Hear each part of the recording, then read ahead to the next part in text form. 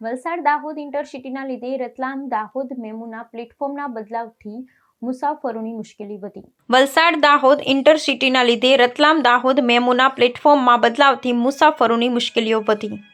દાહોદ શહેરમાં railway station પર ભારે જનમાગણીને પગલે દાહોદ વલસાડ ઇન્ટરસિટી ટ્રેનનો પ્રારંભ થયો, પણ હવે સમયસૂચિ ને પ્લેટફોર્મ વ્યવસ્થામાં કરવામાં આવેલ ફેરફારને કારણે રતલામ તરફથી દાહોદ આવતા દર્દી મુસાફરોને ગંભીર મુશ્કેલીનો સામનો કરવો પડી રહ્યો છે। દાહોદ શહેર મેડિકલ હબ તરીકે ઓળખાય છે। અહીં ઝાયડસ હોસ્પિટલ ઉપરાંત અનેક ખાનગી દવાખાનાઓ આવેલા છે, જ્યાં રોજબરોજ મધ્યપ્રદેશ અને અન્ય નજીકના વિસ્તારોમાંથી મોટી સંખ્યામાં દર્દીઓ સારવાર માટે આવતા હોય છે। આવા દર્દી મુસાફરો માટે સૌથી મોટું સાધન મેમુ ટ્રેન છે। રતલામથી દાહોદ આવતી મેમુ ટ્રેન સવારે 10:45 વાગે દાહોદ પહોંચે છે અને 10:55 વાગે આણંદ માટે રવાના થાય છે।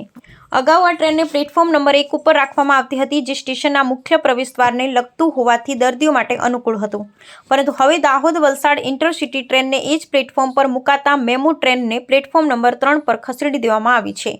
ફેરફારનો સૌથી મોટો અસર સારવાર માટે આવતા દર્દી મુસાફરો પર પડ્યો છે।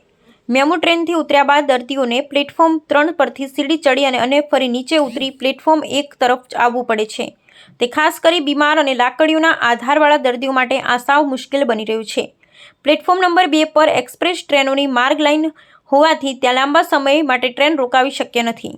બીજી તરફ એક્સેલેટર સ્થાપિત કરવાની યોજના ઘણા સમયથી વિચારણા હેઠળ છે, પણ હજી સુધી તેનું કાર્ય શરૂ ન થવાથી હાલાકી વધુ વધી છે। આ સાથે રેલવે માટે 2 ટ્રેનોની અવરજવર વચ્ચેના માત્ર 20 મિનિટમાં પ્લેટફોર્મ વ્યવસ્થાપન કરવું પણ બહુ મોટું પડકારરૂપ બની રહ્યું છે। अभी आप काय में उतरे हो? मेमू से। तो मेमू 2 नंबर पे उतरी है? हाँ, 2 से। तो यहाँ कैसे आए हो आप? जो ऊपर चढ़ के तो पहले कहाँ आती थी ये मेमू? इस साइड। तो अब आपको दिक्कतों का सामना करना पड़ा? हाँ, करना पड़ता है। क्या नाम है आपका? शैलेंद्र। शैलेंद्र कहाँ से? करवट से। करवाड़ से। शैलेंद्र क्या? शैलेंद्र पूरा राठौर। राठौर।